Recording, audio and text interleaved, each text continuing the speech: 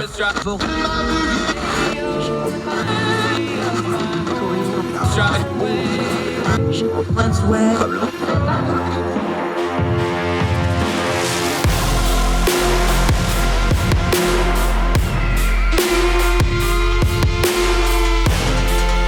host, Andrew Donaldson. This is Heard Tell.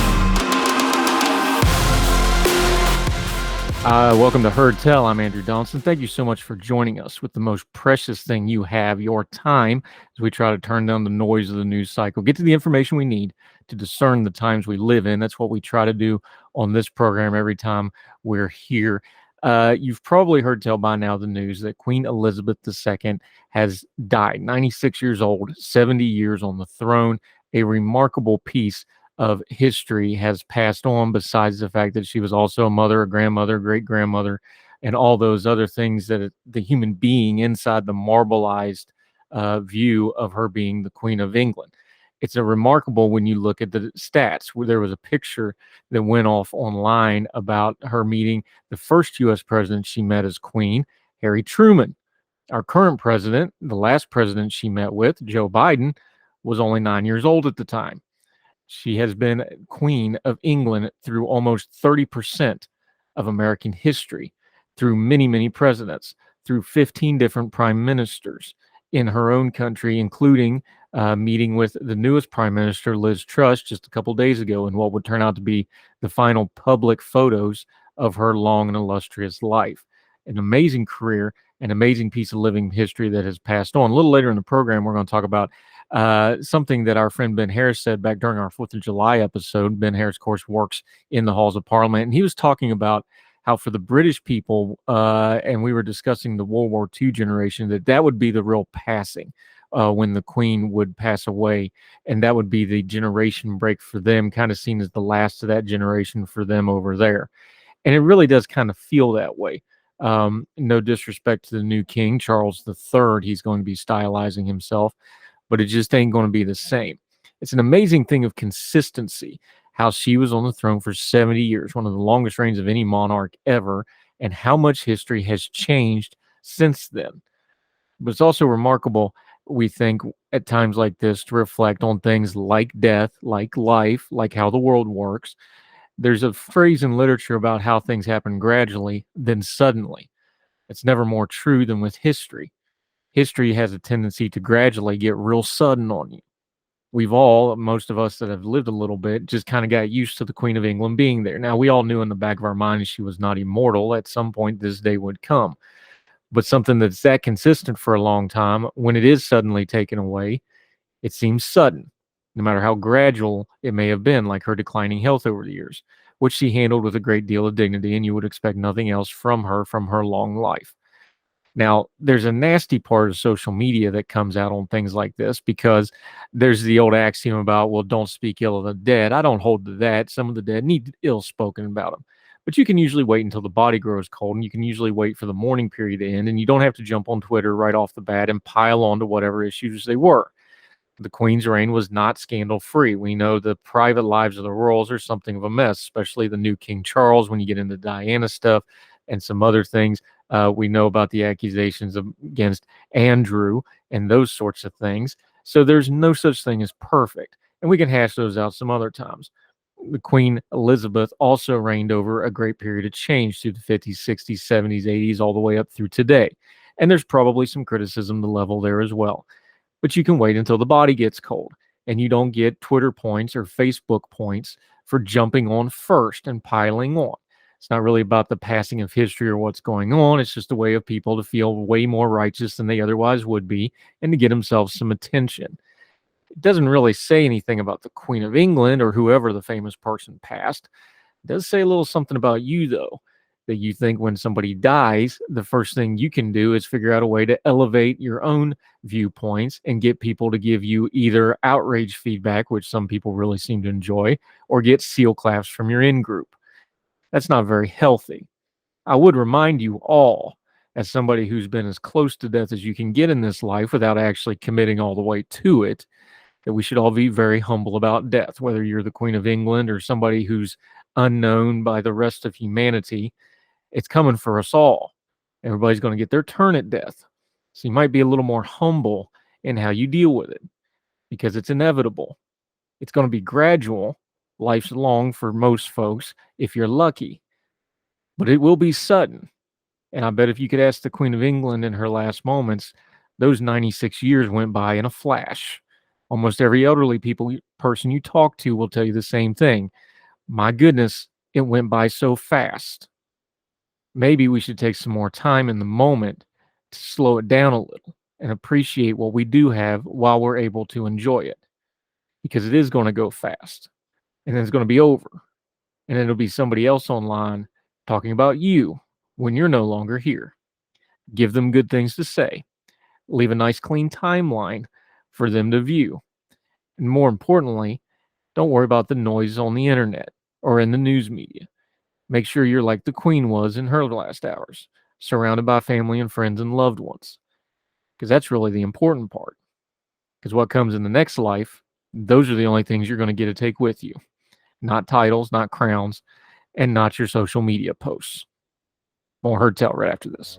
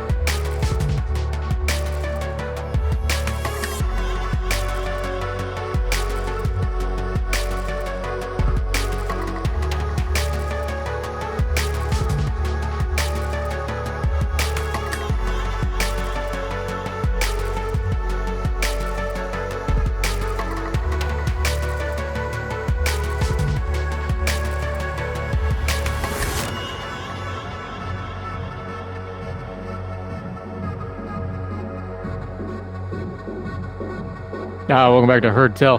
This is going to be a little touchy, but we're going to work through it because this man is so smart. He's going to explain it so even I understand. Talk a little First Amendment today. That's something we talk about frequently on their show. Adam Steinbaugh from FIRE is with us. Sir, thank you so much for the time. Really appreciate you joining us today. Happy to be here. Let's start big picture before we get into the specifics of this case, because here's something we talk about on our show a lot. Things don't happen in a vacuum. They happen in a sequence. We say things online. We say things in the media. Things become buzzwords. But when you go to do legislation, when you go to do a lawsuit, when you're talking about the law, you have to write these things down in black and white. So with that in mind, sir, what is the legal definition of woke? Because if we're going to write laws about it, you think we would have a common definition of it. Do we? No, woke is a term that escapes definition. It means different things to different people, and its definition can almost change with the tone of your voice. So if you say, yeah, I'm woke, maybe that is, you have a specific definition of that. But if someone says you're woke, they probably have a very different meaning of what woke is. But that's, and I'm doing that a little teasingly, but that's kind of the crux of the problem when you legislate or try to do law with something like this is you can't just say something like a buzzword on social media. You have to write it down, and you got to write it down in black and white. So when you get to something like the Stop Woke Act, and they're using that as an acronym, we'll get into that as well. This is not just us spouting off on lines. Once you write it in black and white, it has to go up for judicial review. It has to match up to the Constitution. There's layers of why when you put something in black and white that it matters. That's the piece of this argument I think a lot of people just kind of skip over. It's like you can't just say you don't like something. You not only write legislation about it, legally you have to define it, right? You have to define it, and you have to do it in such a way that people can read it and understand what is prohibited and what is not. So That is especially important with speech because if you have terms that maybe are nuanced or vague or just incomprehensible, people will look at the law and say, you know what, it's more rational for me to not say anything than to say something that is going to risk consequences, whether for me or my colleagues or my institution. And that is critical here, where you have a law that lists a number of viewpoints that you are not allowed to endorse.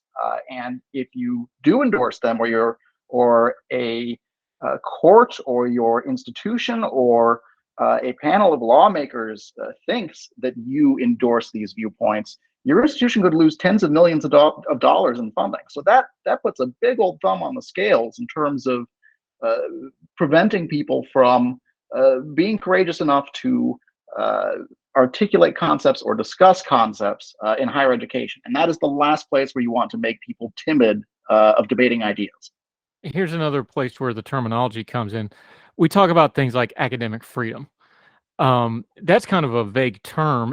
People kind of generally know that, but where does that become problematic? Because we understand academic freedom of, oh, I'm going to say something and you're going to disagree and we're going to hash it out in a classroom setting. I think that's what most people have in mind. If you had a legal definition of that, though, it's a lot more vague what people can and can't do. And since, let's just be honest here, a lot of these colleges are state institutions, and then you have private institutions. That's where freedom of speech and the law on freedom of speech starts to get a lot more complicated, right? Well, there is no, there's a case in the 11th Circuit that says that there's no independent right to academic freedom. So, if you look at the First Amendment, there is nothing in there that explicitly says academic freedom. But that comes from tradition, and it comes from the way that we conceptualize our universities and colleges, which is that we want these to be places where people learn from competing ideas and from being uninhibited to discuss those ideas. So whether or not you label it academic freedom or you identify the right via the First Amendment, it is important to protect. And at public universities and colleges, because they are state institutions, the First Amendment applies to the way that they regulate student and faculty speech. And at private institutions, the First Amendment doesn't apply, but most of those institutions, or most educational institutions, promise academic freedom or freedom of speech to their students and faculty, because who would want to go to a college that doesn't promise that? So let's talk about this law specifically. There's two parts to this. There's the political part, and then there's the legislative law part of it. Start with the legislative part of it. The accusation against it, and we're going to post to link directly to the legislation. Please read it for yourself, like we always say on our program. Read this thing for yourself. The accusation is there's a lot of vague language and that it's not specific, and that the things it is specific on are things that legally are going to be problematic. Is that a good Reader's Digest version of the problems here? Yeah, I think so. It is a law that, reading it, I'm a First Amendment lawyer. My organization has defended faculty on both the right and the left for a very long time, and that is my role: is to be able to tell people what they can and can't say in the classroom, and be able to defend them when they are approaching the line of what is prohibited or permissible. I take a look at this law, and I can't give people a good prediction of what it does prohibit and what it protects. Yeah, Adam Steinbaugh joining us from FIRE. When you decided to make this into a lawsuit, there's another terminology thing. We always think about it. I was like, well, I'm going to sue somebody. Well, it doesn't really work that way. You have to have standing, you have to have cause, and you have to have, a reason to do it. Walk us through the general public here. Your standing, why you think you have a case here, and what you're hoping to accomplish with the lawsuit. Well, we have a case because when you have lawmakers and the governor team up and pass a statute, and this is, one of the main legislative goals that they had. They had a multiple press conferences and press releases, and really heralded this law. So they're very serious about this law.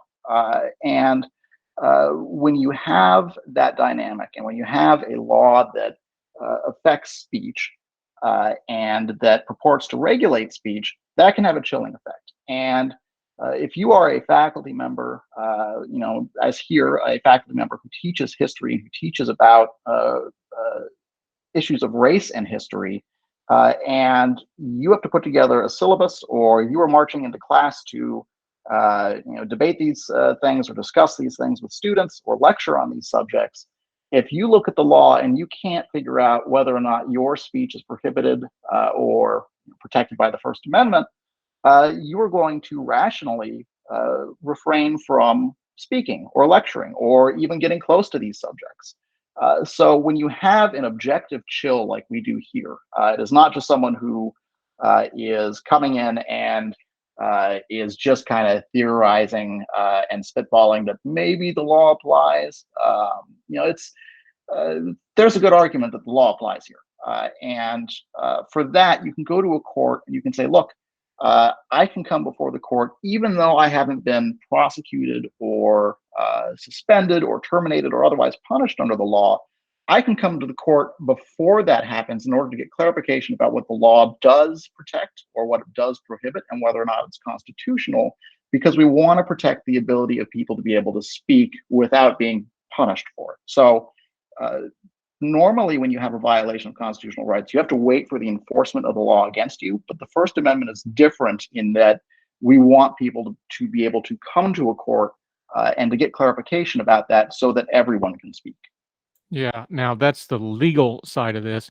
There's a political and a public side to these things, obviously, because, let's be honest, you had to write a press release about why you're doing a lawsuit. It's just part of the business, right? When you're discussing that piece of it, before we even get into the particulars of it, what is it about these types of things when you have a politically charged thing? You mentioned it. You're a First Amendment lawyer. You defend people on the right and the left and whatever else. Why does the First Amendment have to be a double-edged sword that goes both ways? It has to be something that also offends you, not just that it also gives you a right to speak out publicly. Just walk people through why it's so important, not to just go after it's like, well, I want to protect what is meaningful to me, because that may not be the same for somebody else. And that gets to the heart of what a right is, doesn't it? Yeah, it's the First Amendment is or it's supposed to be a viewpoint and content neutral right. So the limitations that you impose on speech are limitations that are going, if those limitations are permissible, if those limitations are constitutionally viable, they're going to be applied to your enemies as well as your allies. So if deep offense to a particular idea or particular speech is sufficient to remove speech from the protection of the First Amendment, that's a broad range of power, and it's going to be abused by people who hold power, because the First Amendment is, at its core, a counter-majoritarian right. It is the defense for people who are on the losing side of popularity. So it is what protects unpopular speech. And that is not, some speech is going to be popular in some parts of the country and unpopular in others. And if a state can take a list of ideas that they have determined are extremely offensive and just plumb wrong, and they say if you endorse these ideas, that is de facto discrimination. That's a tool that you could see a blue state legislature picking up on the other end and saying, if you criticize these ideas or if you endorse criticism of these ideas, that is discrimination. And now what you say will, if you're a professor or a student in a given state, whether or not what you say is discriminatory will depend on which state you're in. And that's not how the First Amendment should work. No. Adam Steinbaugh joining us from FIRE. We're talking about the Stop Woke Act. That woke there is an acronym down in Florida. We're going to continue to talk about this. We're going to get into a couple of points he points out specifically in this bill. There's already been some legal things going on with it. We'll discuss that and some more about the First Amendment and some nomenclature that you see all over your social media. We're going to ask him about it, see whether it holds up to snuff or not. Adam Steinbaugh continues to join us on Heard Tell right after this.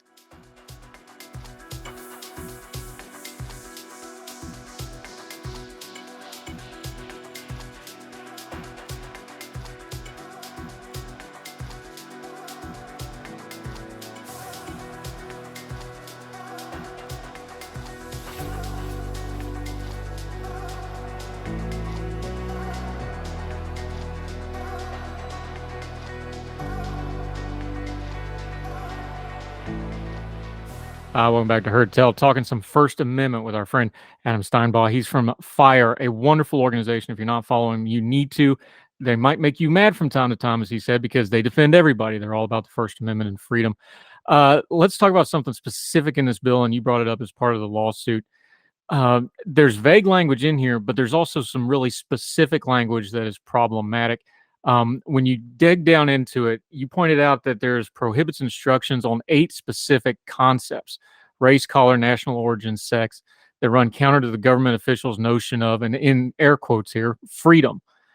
How much of this is a nomenclature problem and how much of this is a constitutional issue? Because again, here we go. We got terminology like, freedom, race, color. These are things that are all over every Supreme Court case we read. Why are they problematic in this bill when they are in this specific sequence for this specific reason? It's because it's regulating speech, and it's saying that these are the concepts, or these are the ideas, or these are the conclusions that you are not allowed to endorse. And under the First Amendment, there is no such thing as a false idea. It gets a little bit trickier when it comes to the hard sciences, because people can come to more objective definitions in the hard sciences. But when you're talking about the so-called soft sciences or the social sciences, or matters of race and just the social makeup of our country, these are charged and difficult issues, and those you can only win out, or you can only resolve or try to resolve through debate. It is not something that a legislature can dictate by fiat as, here's the winner in the marketplace of ideas. So that is not a power that a legislature should have, and it is important that we defend that or contest that at every turn. Now, your lawsuit is not the only lawsuit on this topic. There's other legal action going. In fact, there's already been part of the provisions blocked by a judge. But your lawsuit is very specific. You are narrowing it down to the higher education portion of this. You're also not going into the race and gender stuff. Why did you limit it to higher education? And you already somewhat touched on the topic of this, but what is it about the opinion of higher education faculties? This has really been the front side of First Amendment speech, because we're hearing about all this stuff, academic freedom in the classroom. We see all the viral videos of people arguing with professors and protesters in classrooms and outside speakers. This is something that's really in the forefront of a lot of the cultural edge of our politics right now. Why did you narrow it in this lawsuit to focus specifically on the higher education? Well, FIRE has been in the higher education freedom business for about a quarter century now. So a little bit of it is just that is what we are used to defending. But I think more importantly is that there is a distinction between higher education and K through 12. K through 12, obviously the people who are sitting at the desk in a K through 12 classroom are generally not adults. They are generally not there by choice. They are legally compelled to be there. And the function of K through 12 has a greater emphasis on communicating community values and instilling community values to students. So that involves a greater leeway of curricular choices, or gives greater leeway to the government to define what those curricular choices are, and for the community to define its own values. If you contest that or contrast that with higher education, these are students who are by and large adults. You can hand them a rifle and send them overseas to serve our country, and they can sign up for very expensive loans in order to go to college, and they are capable of making their own decisions. They can vote. They are fully full participants in our society, and they should not be shielded from ideas simply because they are offensive. So aside from who is in the classroom, the purpose of higher education involves different functions than K through 12. So you go to college in order to encounter different ideas, and then to contrast those and discuss them and figure out where you stand on those ideas. That's while there are some gray areas in K through 12, you can imagine a high school senior is probably going to be a little bit more rebellious and maybe looking to ideas that they might find subversive or anyway, the purpose of higher education is to encounter ideas that are different, whereas K through 12 is to be sort of on the receiving end of the ideas that society wants to impart. And that doesn't mean you have to agree with them. I think that the lesson from Tinker v. Des Moines, which you may recall is the case in which students wore black armbands in class to protest against the Vietnam War, the lesson from that is that students can dissent from whatever the majoritarian view is, even if they are in a high school or middle school. But the information they receive is going to be different than it is in higher ed. So higher ed and K through 12 are just fundamentally different, and it's important to protect the open marketplace of ideas in higher education. And that is particularly critical where you have lawmakers or state legislature trying to dictate what will be orthodox and what is not. Yeah, but you raise an excellent point. Something that doesn't get discussed here either is when you're dealing with secondary education as opposed to higher education, you've got an additional layer there because they're not adults. So you have parents. So what is the law?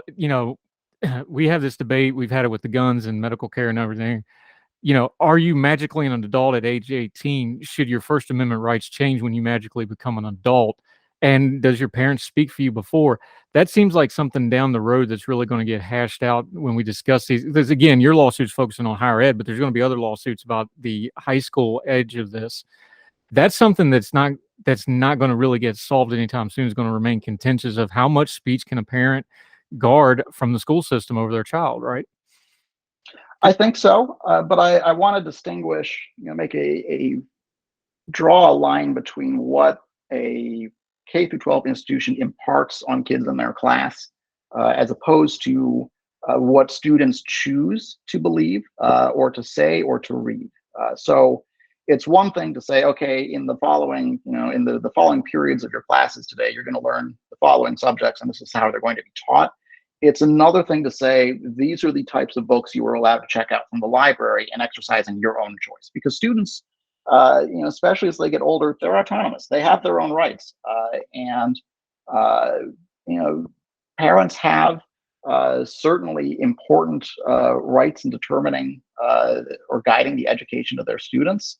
But that doesn't mean that that the First Amendment rights for a young person turn on or off on the day they turn 18.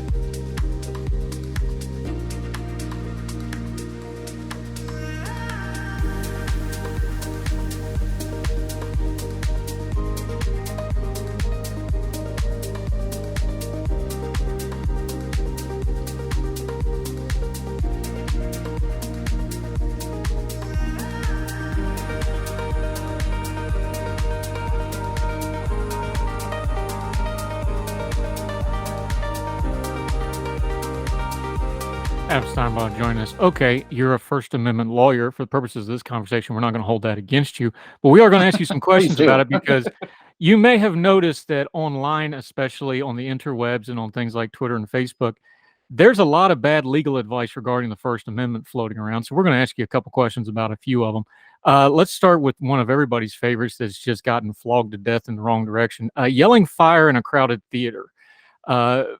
Walk us through that one a little bit because everybody seems to want to bend that one out whenever there's a debate online. I don't think they really realize what they're actually saying and where that trope comes from. Just deal with that one real quick for us. Well, it was a metaphor, and it's catchy, it's clever. It captures a concept for a lot of people, which is that some speech is unprotected, but that's a truism. And I think that what people tend to deploy it as is as a sort of an escape hatch to say, you know, you can't shout fire in a crowded theater, so therefore whatever speech I dislike is also unprotected. And that's not how the First Amendment works, and it is not helpful because that truism doesn't give you an argument. It doesn't explain why the speech that you think is unprotected or should be unprotected should be unprotected. If someone is saying, "Well, you can't shout fire in a crowded theater," like that's true, but it doesn't tell you anything, and it is almost always being deployed as a means of trying to argue that there should be less free speech, and it's almost always wrong. It's funny you phrase it that way because one of the things talking about the lawsuit previously that was mentioned in the press release y'all sent was like, you can't censor yourself to free speech. That seems like such a simple line, and yet you could use this for a lot of government regulation, frankly, not just you can't self-censor free speech to more free speech. It's never going to work that way, is it? No, I think that or the First Amendment leaves choices about what to say and how to say it to the speaker, and a lot of what is contested about the First Amendment or what the First Amendment serves is about leaving decisions about what speech is appropriate to the listener and to the speaker. If you are sitting down at Thanksgiving dinner and you disagree with your relatives about whatever the latest political hoopla is, you might self-censor in order to have a good discussion about family goings-ons at dinner. It's sort of a truism that you're not going to self censor your way to more free speech. But it's also true, I think, that the government is not going to be able to credibly decide what speech is appropriate and what speech is not appropriate in order to try to come up with a more free speech environment. Here's a good one. We've heard this one a bunch over the year. Speech cannot cause harm by itself. Well, that's kind of one of those that, well, it depends on the definition of is there, but speech cannot cause harm by itself. That's one we keep hearing over and over again. I think it depends on what you mean by harm. Speech is powerful. It can hurt you. It can really make people mad. And we use freedom of speech as a means to avoid violence. It is a way for society to resolve problems without just resorting to violence. We talk through problems, and that means that some speech is going to hurt. It is going to cause some form of harm, but it is unlikely that the type of harm, because harm is a sort of a subjective and vague word. We don't want to limit speech just because it causes harm, because that harm might not be tangible. It might not be something that we can objectively identify. And if you can't objectively identify tangible harm, you try to regulate speech on that basis, that gives government and the authorities a lot of leeway to punish speech, which they will inevitably abuse. So you're saying sticks and stones may break my bones, but names can never hurt me is not sound legal advice when it comes to the First Amendment? I generally don't get my legal advice from anything that rhymes. That's a good rule of thumb to have. Continuing to talk to Adam Steinbaugh, our friend. Here's one that folks get in a little bit of a twist.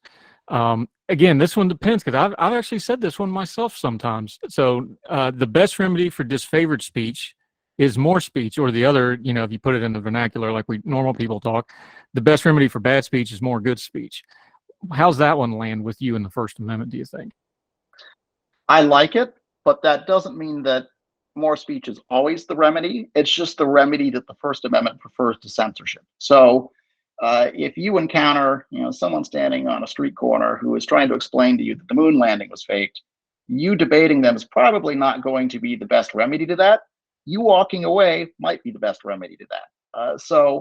uh, that is the solution to free speech or to offensive speech is something that the First Amendment leaves to the person, encountering it. They can answer back, they can give a full-throated response, or they could walk away. But what they can't do is censor. Yeah, and that one leads us to our final one that I've got lined up for you. Censorship. Everybody thinks online social media restrictions are a form of censorship. Does the First Amendment trump that little box everybody clicked and didn't read all the information about terms of service, or are their free speech rights really being trampled when they get a timeout on Twitter? Well, I think there's, free speech is a cultural value. The First Amendment refers to the freedom of speech, and there's the First Amendment as a legal principle. The First Amendment generally protects the content decisions by Twitter and its users. So if you go and block someone on Twitter, you're probably inhibiting their speech. You're definitely preventing them from talking to you and talking to the other people that you talk to. And that is a limitation on their broader freedom of speech. But it has nothing to do with the First Amendment, because the First Amendment only limits government actors, and Twitter is not a government actor.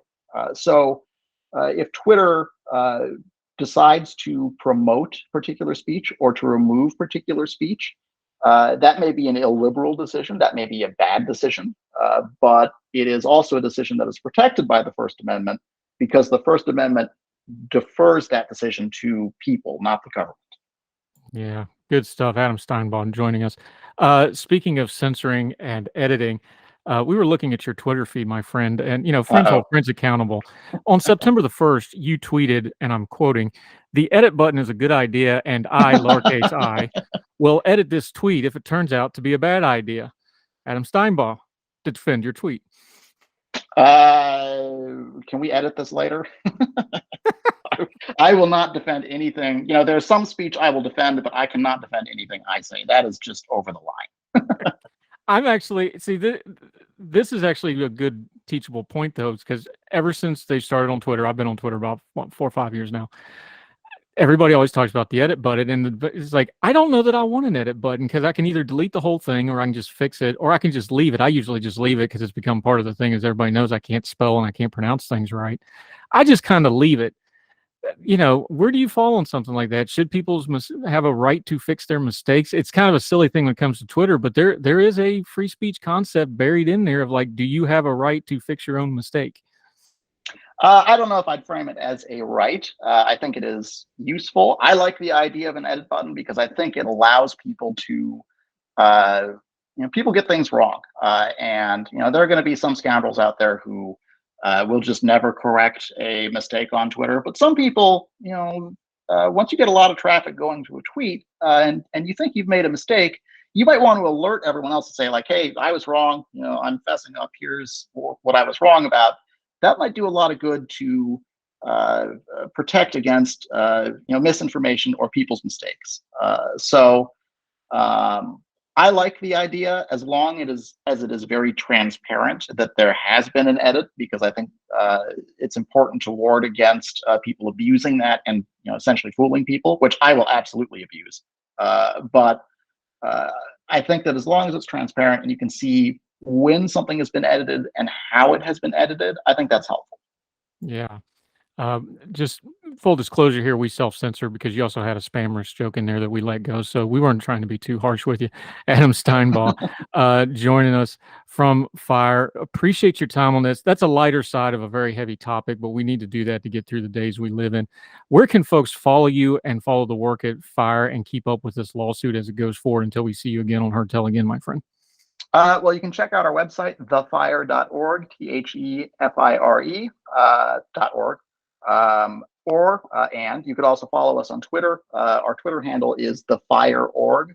And I would not recommend following me on Twitter because I will abuse that. Yeah. The FIRE is an excellent organization, kind of what the ACLU used to be when they still had their faculties about them. They defend everybody. They defend free speech, like it, don't like it, good, bad, indifferent. Great organization, and very much appreciate your time and expertise today, sir. Really looking forward to having you back again, and we'll talk soon. Thanks for having me. Yes, sir. Thank you.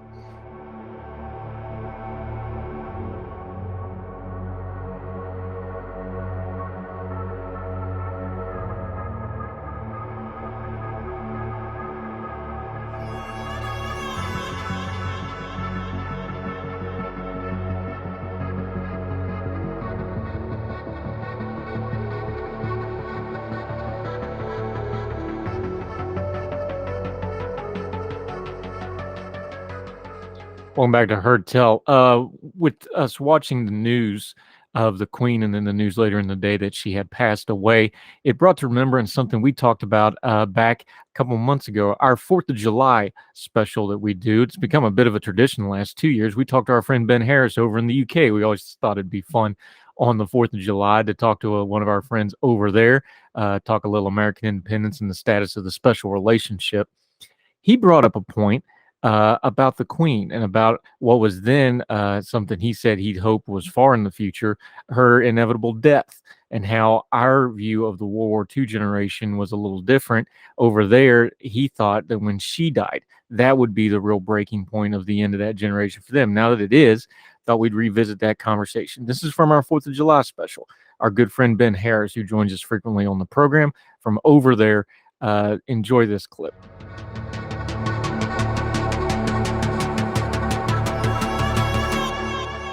We joke about it.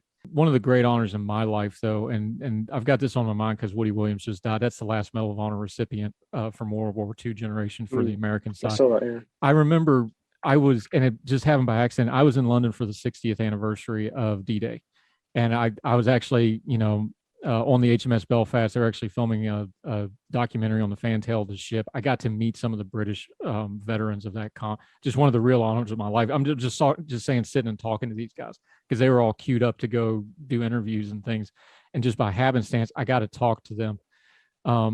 That generation's almost gone. We're very aware of it in America, of course. Same thing in England. That generation is just about gone. I don't know what the numbers there are. We're down into the low 100,000s and dwindling quickly.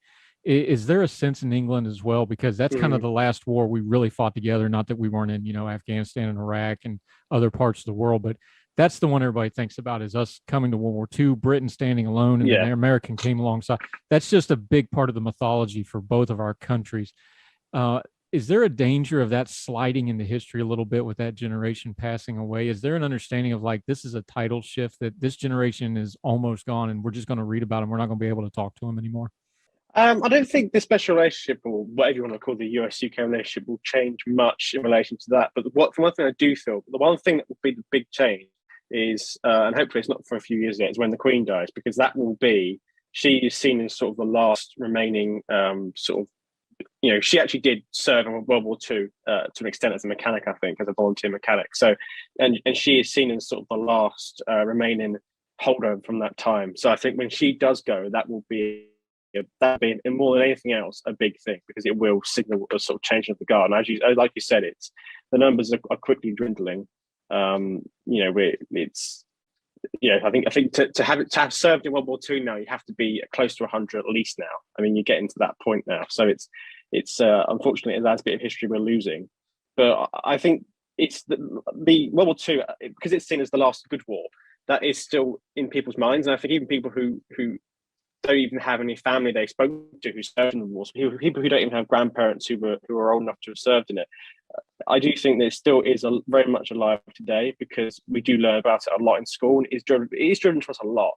Winston Churchill and sort of the mythology around Britain in World War II is a big thing here still. So I don't think that we will lose that talking point. I think that'll always be there, because I know you guys also have a similar.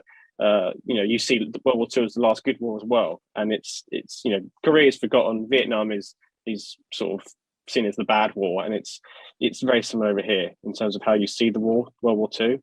So I don't think we're going to lose much. Lose much in terms of how we communicate with each other. And of course, the experiences that the first-hand experiences, that we lose will be impossible to value. Yeah, it's interesting because just in my lifetime, I'm not that old. I just turned 42. When I was a kid, if you saw any elderly man, you basically assumed they were a World War II vet. That's how, you just assumed it. And now they're almost all gone just in the last 30, 40 years. It's just the way time works. It's a really fascinating thing. Ben Harris, our good friend over in England, we're going to keep talking to him about England, about America, the special relationship, a little politics too, just because he runs amongst the halls of Parliament. So he's got all the good scuttlebutt. We'll touch in on that. We'll continue with our friend Ben Harris, his Independence Day edition of Heard Tell right after.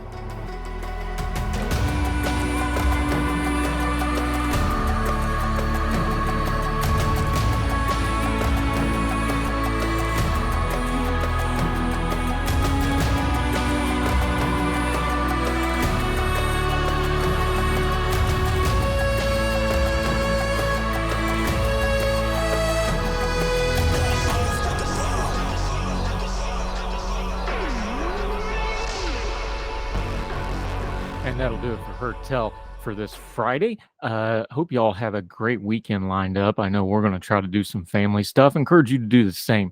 Part of turning down the noise of the news cycle is to get away from it every now and then, get that perspective back. Do that with your family. Get outside and enjoy some of this fall weather we're having. Do what we're going to do, take in a high school football game, get some of the good stuff in life going in your own lives. It's important. That helps keep perspective when we have to dig into the topics of the day, like the really heavy stuff in politics, the sticky stuff in culture, and the things that we have to work through to try to discern our times a little bit better. We would love to hear from you. We've done whole segments and even whole shows just based off of your feedback, things you wanted covered. Sometimes you bring up a story and say, why isn't this being covered? And we covered it at Heard Tell Show on the Gmail, Heard Tell Show on the Twitter. Either one, we'd love to hear from you. Be nice, keep your bearing. We'd love to hear from you. Also, wherever you're watching or listening to this program, the YouTube channel, any of the podcasting platforms, if you can leave a comment and a rating, that would be great. You want to do us a real good solid, you can share us on your social media. We don't advertise outside of our own social media platforms, so that would be a great help to us. Let people know our little programs worth checking out. So until we see you again on Monday, or you listen to the Twice on Sunday program, or any of the best of Heard Tells, or any of the various ways we try to bring our version of turning down the noise of the news cycle to you, we hope you and yours are well. We hope you're well fed. We'll talk to you again real soon on Heard Tell. All the music on Heard Tell is provided under a Creative Content license from monstercat.com.